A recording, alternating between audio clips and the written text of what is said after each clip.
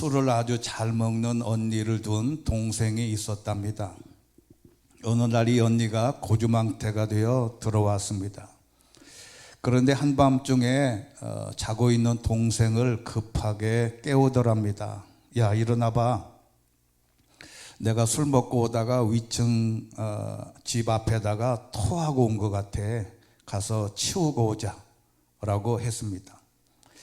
그래서 잠자다가 얼른 언니하고 가봤더니 누가 치웠는지 물 한 방울 없이 깨끗했습니다. 그래서 덕분에 안심하고 푹 자고 나왔습니다.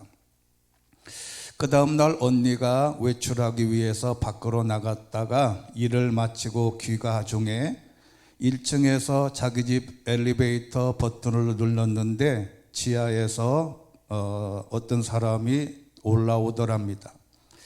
그래서 지하에서 올라오고 있는 사람을 엘리베이터에서 타고 보니 마침 자기 집 위층에 있는 아저씨였습니다. 어제 일도 있고 해서 도둑이 재발절이다고 가만히 지켜서 있는데 그 남자가 물었습니다. 자네야? 이 두 자매는 시겁했습니다. 어제 언니가 토한 것이 맞고 이 아저씨가 그것을 치운 것임에 틀림이 없었어요. 그래서 몸둘 바를 몰라 하고 눈치를 보고 있는데 다시 물었어요. 자네야? 그랬더니 네 하고 이 두 자매가 시치미를 떼고 되물었답니다. 그러자 남자가 웃으면서 물었습니다. 자매냐고? 두 사람이 도둑이 재발 저린다고 어제 한 일 있는 것처럼 생각했다가 자매라고 물은 것을 자네야라고 들은 것입니다. 왜 사람들은 남의 말을 잘못 알아듣게 될까요? 우리가 같은 말을 들어도 어떤 사람은 다 이해를 하는데 어떤 사람은 엉뚱한 이야기를 하는 경우가 꽤 많습니다. 성경에도 이런 말씀이 있는데 오늘 요한계시록 3장 20절에 있는 말씀 보면 같이 한번 읽겠습니다. 시작. 보라, 내가 문 앞에 서서 두드리니 누구든지 내 음성을 듣고 문을 열면 내가 들어가서 그와 함께 먹고 그는 나와 함께 먹을 것이다. 여기 중요한 게 뭐냐면 내 음성을 듣고 문을 열면 이라고 했는데 사람들은 하나님의 음성을 듣고 문을 여는 게 아니고 사탄의 음성을 듣고 문을 열 확률이 훨씬 많습니다. 성화 중에 윌리엄 홀먼 헌트라고 하는 화가가 그린 세상의 빛이라고 하는 이 유명한 그림이 있습니다. 우리가 쉽게 볼 수 있는 성화인데 이 그림에는 한 사람이 등불을 들고 이제 예수님이죠. 오랫동안 굳게 닫혀 있는 것으로 보이는 문 밖에 서 있는 모습입니다. 그 문 주변에는 덩굴이 아무렇게나 늘어져 있어서 그 문이 오랫동안 닫혀 있었음을 시사합니다. 그런데 이 문은 바깥에서 잡을 수 있는 손잡이가 없는 것이 특징입니다. 보통 문은 밖에서 잡아서 당길 수 있는 손잡이가 있는데 이 문에는 손잡이가 없습니다. 비슷한 유형의 그림들이 수백 종이 나와 있는데 그 원작자가 그려놓은 이 하나님의 말씀을 기반으로 한 그림이 이런 그림이 수없이 많습니다. 그러니까 이 집에 등불을 들고 들어가려고 하지만 손잡이가 밖에 없기 때문에 안에서 열어주지 않으면 절대로 들어갈 수 없는 문입니다. 정말 마음의 문고리를 열지 않으면 방법이 없어요. 사람은 자기가 듣고 싶은 것 그리고 아는 것만 듣는 속성이 있는데 자기 수준 이상은 또 듣지 못하는 안타까움이 있습니다. 그래서 세상에는 많은 외국어가 있지만 익히지 않으면 하나도 알아들을 수가 없어요. 소리는 있는데 의미를 깨닫지를 못합니다. 우리가 살다 보면 온갖 것들이 마음의 소리가 내 마음의 문을 두드리는데 그럴 때마다 벌컥벌컥 문을 열어줄 수는 없습니다. 하나님의 음성과 사탄의 음성을 구분하지 못하고 열어주면 큰 낭패입니다. 예를 들어서 초인종을 눌렀는데 누구세요? 묻지도 않고 벌컥 문을 열어줄 수는 없습니다. 위험하기 때문에. 그런데 우리는 마음의 문은 사탄에게 쉽게 열어놓을 가능성이 너무 많다. 그래서 중요한 것은 하나님의 음성을 구분하는 게 중요한데, 그래서 22절에 있는 말씀을 보면 귀 있는 사람은 성령이 교회들에게 하시는 말씀을 들어라. 귀 있는 사람. 세상에 귀 없는 사람이 어디가 있겠어요? 그런데 이 귀는 육체적인 귀 또는 그 육체적인 귀 말고 영적인 귀가 있다는 것을 상징하는 말씀입니다. 세상이 온갖 소리로 시끄럽습니다. 어떤 소리를 듣느냐는 본인의 판단에 달려 있습니다. 엉뚱한 소리에 마음과 정신을 빼앗기지 말고 귀를 기울여 구분하여 바른 길을 찾는 것이 중요하다. 진리를 구분하여 듣는 귀를 가지는 것보다 더 큰 능력은 존재하지 않습니다. 그런데 하나님은 인간에게 언제 이야기하냐 하면 들으려는 마음이 있을 때 한다고 합니다. 들으려는 마음이 없는 사람에게는 하나님은 말씀도 하지 않습니다. 그럼 언제 하나님의 음성을 듣고 싶어 할까? 우리가 성경의 전체적인 맥락을 꿰뚫고 있는 단 하나, 그것은 내가 힘들 때 하나님의 말씀이 들려옵니다.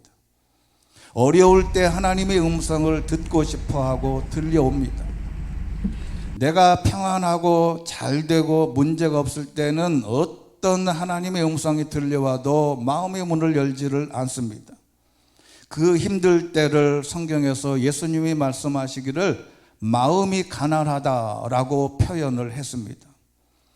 마음이 가난한 사람은 마음이 가난할 때 하나님의 음성이 들려오는 아주 중요한 포인트가 되는데, 가난할 때는 마음이 땅에 떨어졌다고 표현합니다.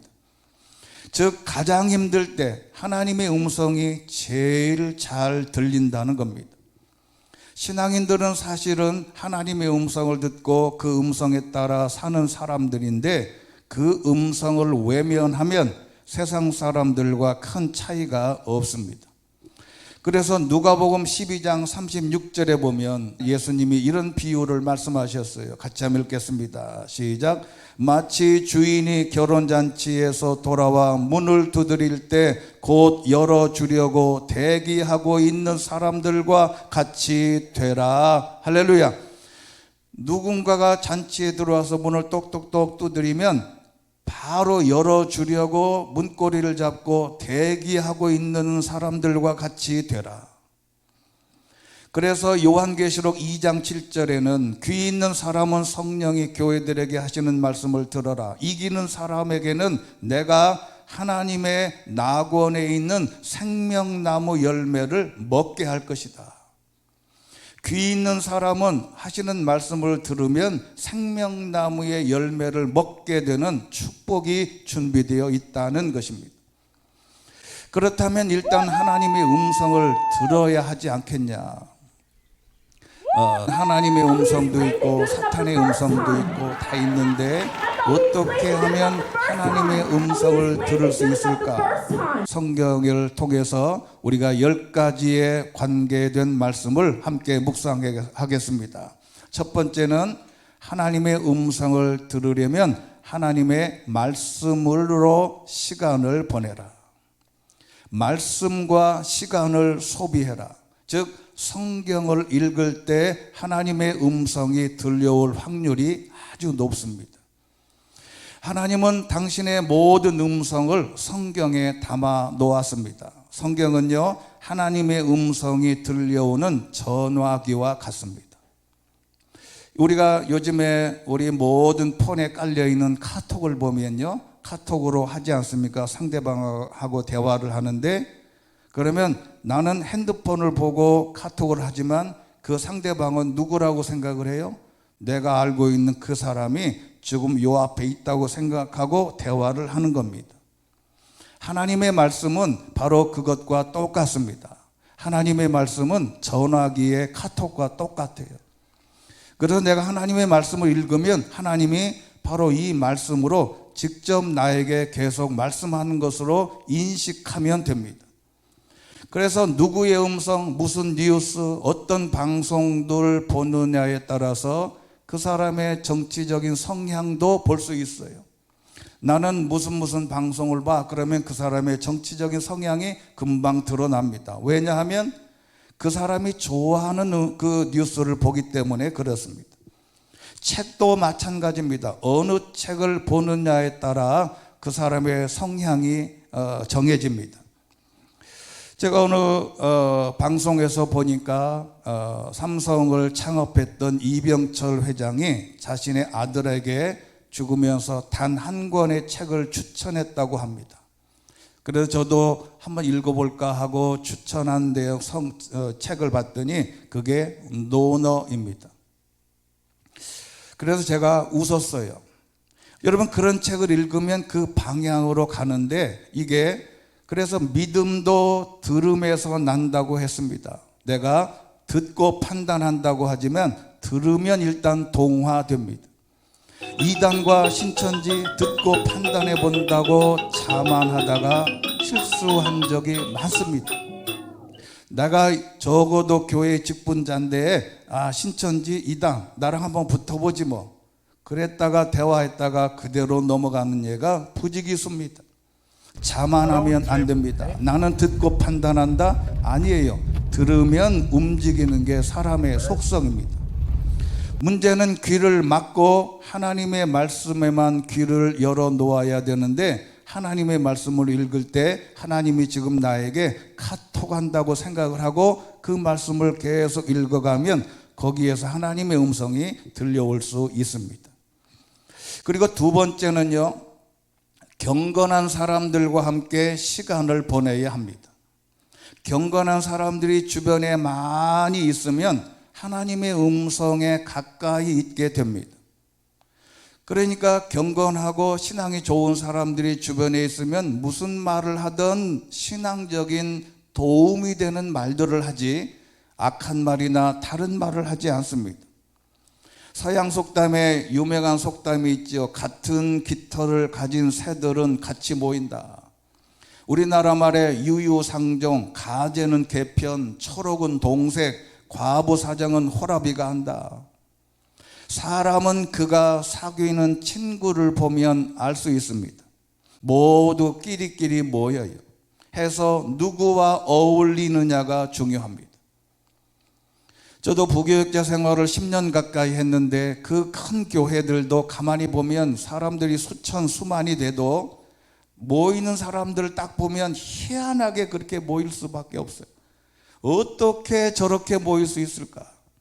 교회 비판하는 사람들은요, 꼭 그 사람들끼리 모여서 밥 먹고 카페 가고 그들끼리만 모여요. 희한합니다.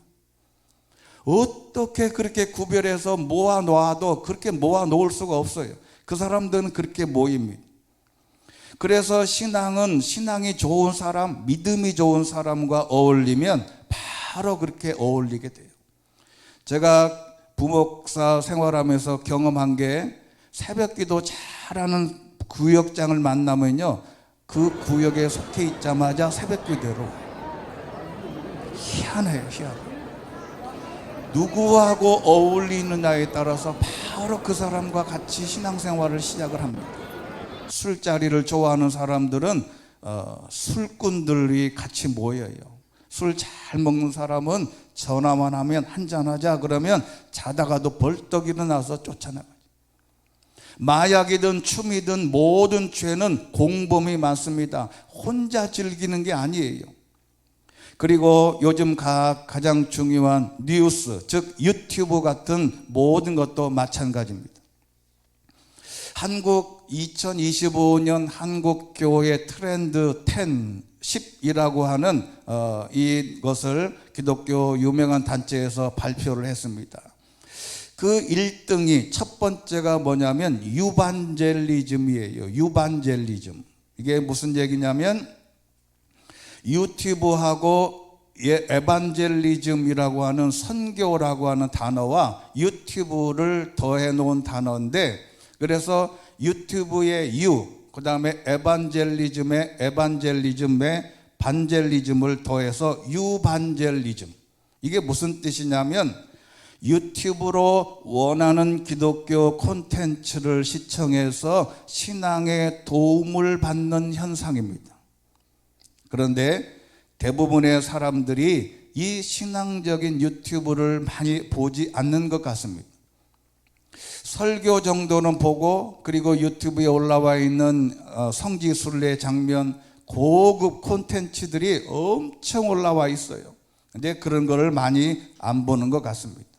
사람들이 주로 보는 건 뭐예요? 정치적인 메시지, 말도 안 되는 거짓 뉴스에 현혹되고, 거기에 100만의 조회수만 올라가면 이 유튜브에서 돈을 주니까 미끼로 다 던져버려요.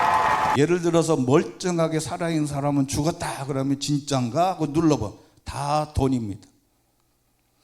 여러분, 우리는 좋은 것만 보고 좋은 사람들과 어울려야 한다고 하나님께서 우리에게 이미 말씀했습니다. 고린도전서 15장 33절 시작. 속지 마십시오. 나쁜 친구들이 좋은 습관을 망쳐버립니다. 나쁜 친구들이 좋은 습관을 가지고 있는 사람 망쳐버려요.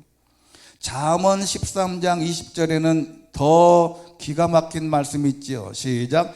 지혜로운 사람들과 동행하는 사람은 더욱 지혜로워지지만 어리석은 사람들과 어울리는 사람은 망하게 된다. 할렐루야. 여러분, 신앙이 좋은 사람들과 어울려서 대화할 때 하나님의 음성이 들려올 확률이 훨씬 높다.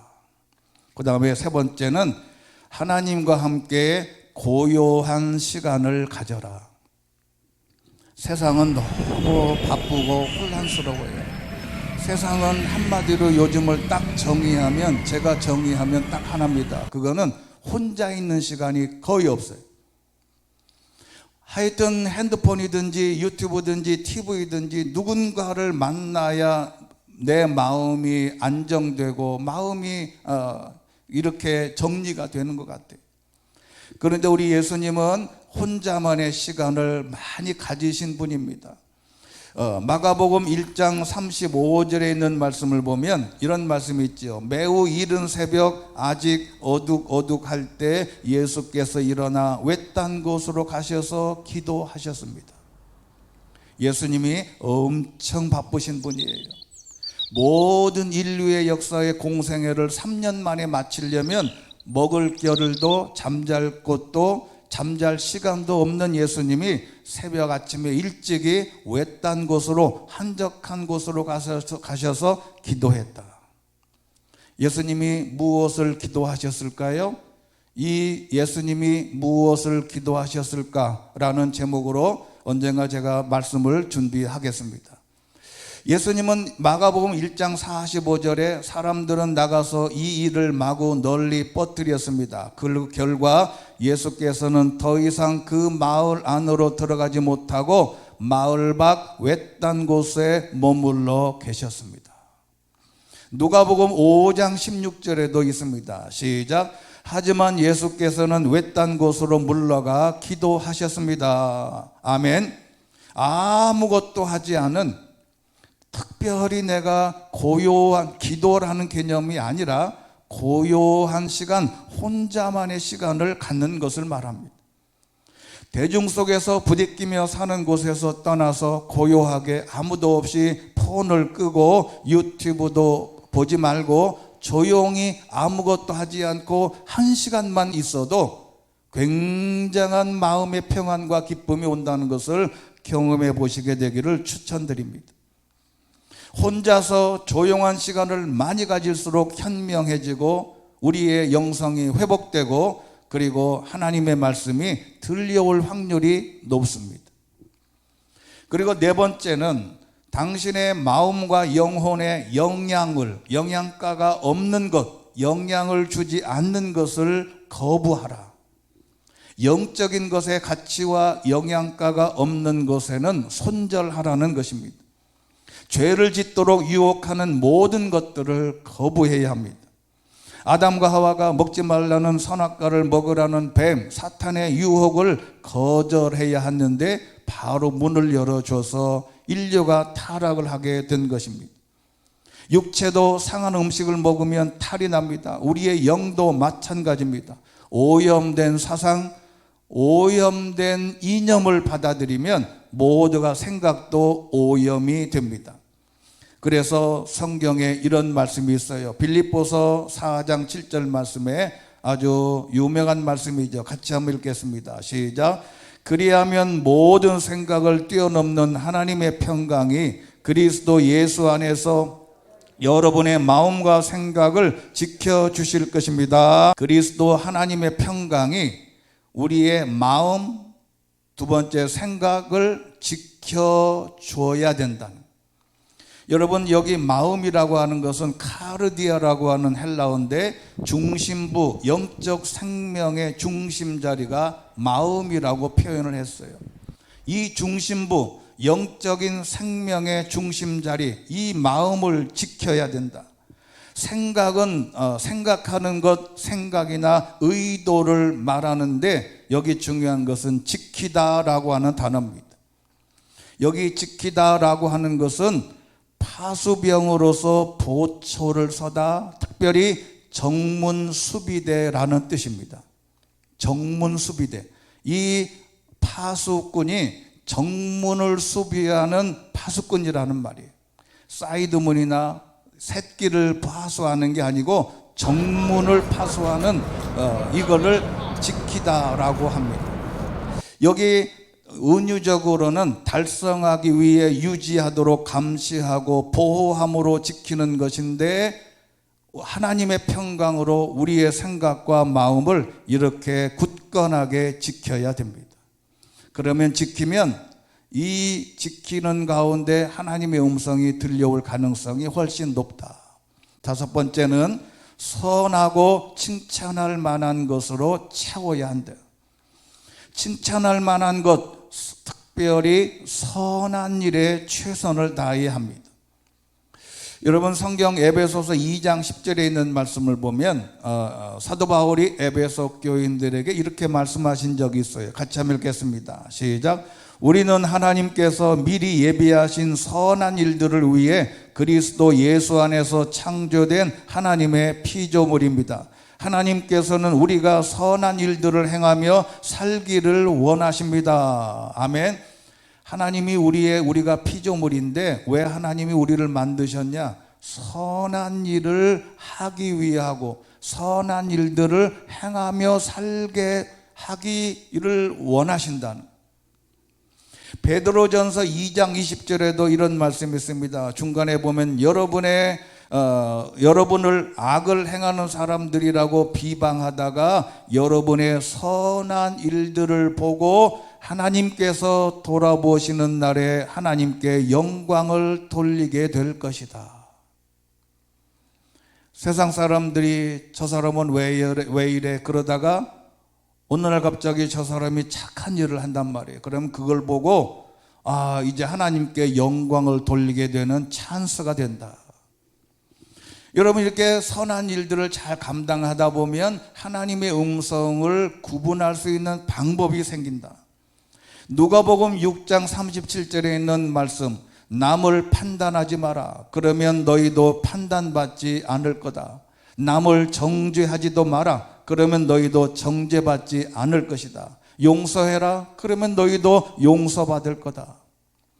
하나님이 원하시는 것, 하나님이 칭찬하시는 것은 남을 판단하지 않는 것입니다. 그러면 우리도 판단받지 않는데 마태복음 7장 2절에 있는 말씀을 이렇게 더 예수님이 말씀하셨어요. 같이 읽겠습니다. 시작. 너희가 심판하는 그 심판으로 심판을 받을 것이며 너희가 저울질하는 그 저울질로 너희가 저울질 당할 것이다. 아멘. 선하고 착한 일을 도모하면 하나님께서 우리에게 좋은 음성으로 말씀하실 가능성이 훨씬 크다. 그 다음에 여섯 번째는 하나님과 지속적인 대화를 나누어라. 자, 여기가 오늘 중요한데 앞에 3번은 고요한 시간을 가져라 라는 말과 여기 기도하라는 말과는 같은 맥락이지만 3번의 고요한 시간을 가져라 하는 것은 기도하지 않아도 그냥 고요한 시간, 혼자 있는 시간을 즐겨라 그런 뜻이고, 오늘 6번째는 혼자 있는 시간에 하나님과 지속적인 대화를 꼭 하라는 겁니다. 대화가 잘 통하는 사람과 사는 것이 진짜 행복입니다. 하나님과 대화가 잘 통해야 됩니다. 예수님께서 기도에 관한 대표적인 구절, 오늘 마태복음 7장 7절에 있는 말씀인데 우리 7절만 같이 읽겠습니다. 시작. 구하라 그러면 너희에게 주실 것이다. 찾으라 그러면 너희가 찾을 것이다. 문을 두드리라 그러면 너희에게 문이 열릴 것이다. 할렐루야. 여러분, 기도하라고 말씀할 때 이 구절을 제일 많이 인용을 해요. 근데 이 구절에 오해도 있습니다. 자, 오늘 구하라 라고 하는 말은 묻다, 청구하다, 받다, 필요로 하다, 하나님 앞에 우리의 모든 기도의 제목을 청구하는 거예요. 이렇게 해달라, 요구하는 겁니다. 그런데 그 다음에 찾으라는 말은 이게 우리가 알고 있는 것과 조금 다른 의미가 있어요. 이 찾으라 이 말은 두 가지 뜻이 있는데, 하나는 히브리어 이 개념에는 하나님을 경배하다라는 뜻이 있어요. 즉 내가 하나님 앞에 청구서를 내밀 때 우리가 해야 할 일은 뭐냐면 하나님을 경배하고 예배해야 된다는 거예요. 청구만 하고 그냥 기다리는 게 아닙니다. 하나님이 다 알아서 해 주시겠지. 예전에 그런 농담 비슷한 내용이 있어요. 어떤 고3이 고3 올라가자마자 심야기도에, 금요 심야기도에 와서 매일 철야기도를 하는 거예요. 그래서 온 교인들이 너무 신기해가지고, 야, 너 고3인데 공부 안 하냐? 아, 저는 안 해도 됩니다. 그래서 사람들이 전교 1등 하는 줄 알았어요. 그래서 계속 1년 내내 심야기도에 와. 그래서 들리는 소문에 의하면 얘는 공부를 잘하는 애가 아니야. 그 세상 말하는 대로 믿음만 좋은 애예요. 그 나중에 물어봤다잖아요. 너 그렇게 해가지고 대학 가겠냐? 시험 잘 보겠냐? 그랬더니 얘가 당당하게 이렇게 얘기했어요. 하나님은 내가 열심히 이렇게 심야기도 하고 철야기도 하면 시험 일자 3일 전에 하나님이 시험 문제를 꿈속에서 다 보여줄 거래. 미쳐도 보통 미친 게 아니에요. 여러분요, 보통 교인들이 그런 생각을 합니다. 내가 하나님께만 요구하면 하나님이 알아서 해 주시겠지. 천만의 말씀. 이 구절을 오해하면 안 됩니다. 그 다음에 구하고 나서 어떻게 해야 된다고요? 찾아야 되는데, 첫 번째가 뭐냐면 하나님을 잘 경배해야 됩니다. 그래야 방법이 생겨요. 그리고 두 번째는 질문하는 겁니다. 누구한테 질문해요? 내가 하나님 앞에 기도하는 모든 내용은 하나님께도 질문하지만 주변에 있는 사람들에게도 계속 질문해야 돼. 야, 내가 오늘 집을 팔고 이사를 가야 되는데 어디로 가면 좋겠냐? 계속 질문하는. 내가 이렇게 감기가 걸렸는데 어느 병원 가면 좋겠냐? 질문하는 거예요. 주변에 있는 사람들에게 돌아다니면서 다 질문하는 거예요. 이 질문이 엄청 중요한 겁니다. 그게 발견하기 위해서 찾는 바로 우리가 해야 할 일입니다. 구하는 것은 하나님께서 토스에 놓고 나는 열심히 묻고 예배하고 찾으러 다녀야 돼요. 그리고 세 번째가 중요한데 두드려야 됩니다. 그냥 놓고 하는 거예요. 그래서 중요한 개념은 뭐냐면 구하는 것은 하나님이 알아서 하실 일이고 우리가 할 일도 있는데 그것은 찾고 두드리는 것은 내가 해야 된다는. 이 기도를 오해하면 안 됩니다. 구하라 그래서 구해놓고 나는 탱하고 누워있으면 안 돼요. 하나님 아버지, 내가 공부를 잘할 수 있게 전교 1등 하게 해주세요. 기도했으면 열심히 가서 예배도 하고 질문도 하고 찾고 두드리고 자기가 해야지, 하나님이 알아서 해주신다는 것은 이것은 뻥입니다. 구하고 그 다음은 찾고 두드리는 것은 내 몫입니다. 그러니까 하나님께 기도하면 하나님이 우리에게 지혜 주시고 여러 가지 방법으로 좋은 사람들을 만나게 해 주시는데, 그 좋은 사람 만나는 것도 어떻게 해야 된다고요? 내가 가서 묻고 찾고 두드려야 된다. 그리고 7번째는 언제든지 예배하고 감사해라. 삶에서 예배가 멈추거나 예배가 빠지면 안 됩니다. 예배할 때 하나님의 음성이 제일 많이 들려와요. 기도하고 찬양할 때 하나님의 음성이 들려옵니다. 조용히 주회전에서 예배할 때 많은 생각의 패턴 가운데 하나님의 음성이 들려옵니다. 그래서 요한복음 4장 23절에 이제 참되게 예배하는 사람들이 영과 진리로 아버지께 예배 드릴 때가 오는데 지금이 바로 그때다. Today, now, 지금이라는 거예요. 다음에 내가 예배하기가 아니고 옛날에 예배했던 게 아니고 오늘 아버지께서는 예배 드리는 사람들을 이렇게 찾고 계신다. 그런데요, 예배에는 제물이 있어야 되는데 이게 중요합니다. 여러분, 레위기를 제가 이제 읽다 보면 시도 때도 없이 황소를 바쳐라 그런 말이 너무 많아요. 레위기 1장 15절에도 그 여호와 앞에서 황소를 잡아야 한다. 여러분, 이게 구절을 제가 읽다가 깜짝 놀랐어요. 아니, 시도 때도 없이 황소를 잡아?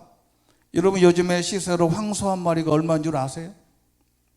제가 시세를 알아보니까 그 황소 1년에서 2년 기른 황소가 600에서 700만 원 정도 되는데 750만 원을 받으면 많이 받는 거래요.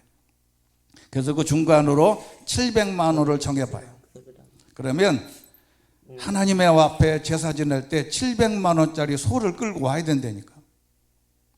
그러면 여러분, 이 교인들이 다 황소를 끌고 와서 하나님 앞에 제사를 드리려면 그 황소가 얼마나 많겠어요? 그런데 그 황소를 잡아서 죽여서 태워서 제사를 지내는 게 구약의 제사입니다. 그런데 우리도 신약에 와서 예물을 가지고 주회전에 와서 예배를 해야 되는데 최고의 예배의 예물이 뭐냐? 제물이 뭐냐? 그게 로마서 12장 1절에 있습니다. 그러므로 형제들이여, 내가 하나님의 자비하심으로 여러분에게 권합니다. 여러분의 몸을 하나님께서 기뻐하시는 거룩한 산 제물로 드리십시오. 이것이 여러분이 드릴 영적 예배입니다. 여기 산 제물, 그게 뭐라고요? 내 몸, body, 이 몸이에요. 그 옛날에는 황소를 끌고 와서 죽여서 예배를 드리지만 지금은 살아있는 내 몸으로 주회전에 와서 예배하는 게 최고의 하나님께 드릴 제물입니다. 이 말은 거꾸로 말하면 내 몸이 주회전에 오지 않은 모든 제사는 꽝이다, 그런 뜻이에요. 아픈 몸을 이끌고 힘들고 어려워도 내 몸으로 하나님께 예배 드릴 때 하나님이 우리에게 음성을 들려주신다. 그리고 8번째는 하나님께 지혜를 구해야 된다. 잠언 1장 20절, 지혜가 길거리에서 소리치며 광장에서 외친다. 복잡한 길목에서 부르짖고 성문 어귀에서 외친다.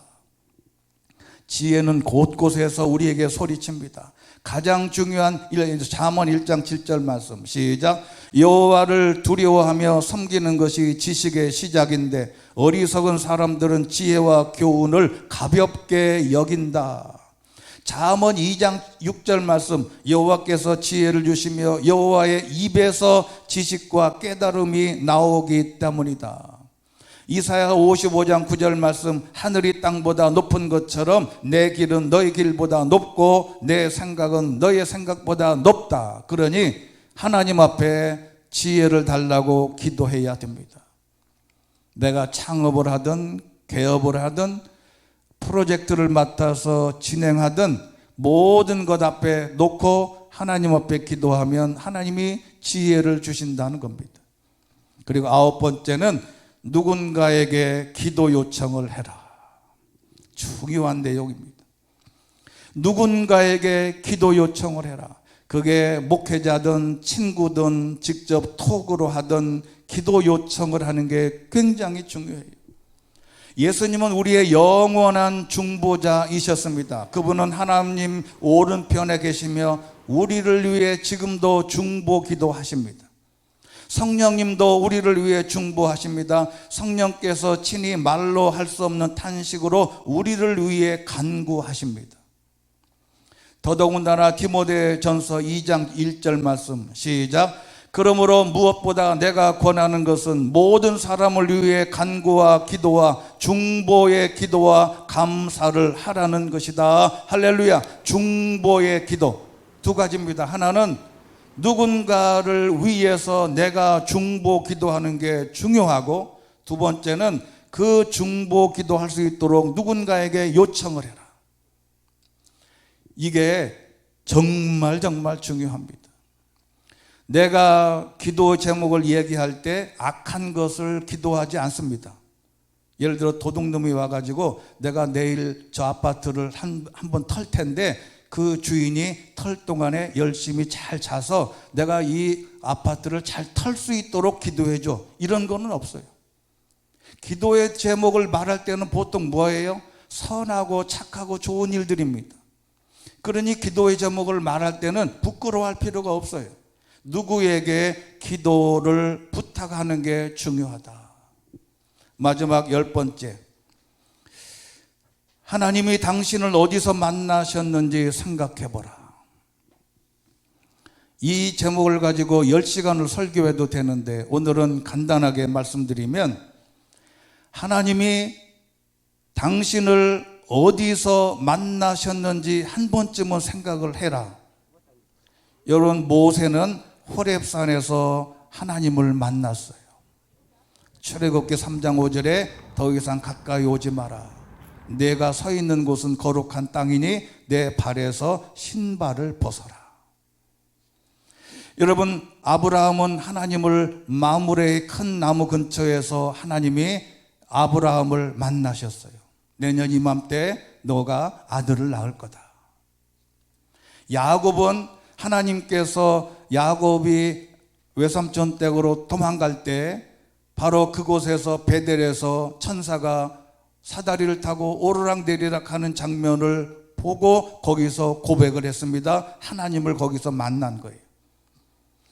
여러분, 다윗은요, 사울이 자기 사위인데 사울이 3,000명의 특공대를 동원해서 잡아 죽이려고 혈안이 돼서 도망갈 때 아둘람 동굴로 피해 도망갔어요. 아, 이제 난 여기서 죽었구나 라고 생각했을 때 바로 그곳에서 다윗은 하나님을 만난 겁니다. 사도 바울은요, 예수님을 알기 전에 이 예수 믿는 사람들을 죽이려고 다마스커스, 다메섹, 지금 도시 이름은 다마스커스로 가다가 바로 거기서 예수님을 만나고 그가 하나님의 사람이 된 것입니다. 여러분, 모세든 아브라함이든 야곱이든 다윗이든 사도 바울이든 언제 하나님을 만났냐면 가장 힘들 때 하나님을 만난 것입니다. 그때 절박할 때, 고난 가운데 있을 때 하나님을 만날 수 있는 절호의 기회다. 하나님께서 여러분이 하나님을 만난 장소를 잘 기억해 보면 거기에 하나님의 놀라운 비밀이 담겨져 있습니다. 저는 어릴 때 초등학교 4학년 때부터 아버지를 따라서 용문산 기도원을 거의 10년을 다녔어요. 저는 초등학교 4학년 때 여름마다 용문산 기도원에 따라다니면서 먹거리도 별로 없고 그 기도원에 가보면 제가 그 나이에 뭐를 알겠어요.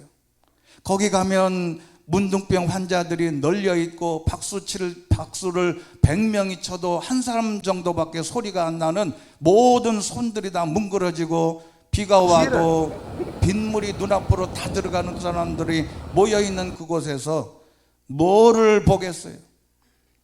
그런데 그들의 열정과 그들이 하나님을 향한 마음의 간절함과 그들이 기도하는 기도 소리에 하나님의 존재를 확인했다고 할 수 있습니다. 바로 하나님의 음성을 들었던 바로 그 장소를 꼭 기억을 하고 없다면 만들어야 됩니다. 마지막 예를 하나 들고 말씀을 맺겠습니다. 보이지 않는 고릴라라고 하는 유명한 심리학 실험이 있어요. 이게 뭐냐면 실험에 참가한 사람들에게 농구 선수들이 서로가 농구 공을 막 주고받고 하는 것을 카메라로 찍어요. 그래서 양쪽에서 농구공을 왔다 갔다 하는데 뭐라고 얘기하냐면 저 농구 선수들이 몇 번 공을 주고받냐 세봐라 그런 거예요. 그래서 사람들이 주변을 딱 보고 하나 막 앞에서 공을 던져주고 받을 때 한 번, 둘, 셋, 넷, 다섯, 여섯 하는데 그 다음에 그 와중에 고릴라 복장을 한 사람이 그 앞으로 싹 지나가요. 그런데 패스 횟수를 세다가 그 앞으로 고릴라 복장을 하고 지나간 사람을 인식하지 못한 게 50%더랍니다. 못 본 거예요. 왜 못 봤겠어요?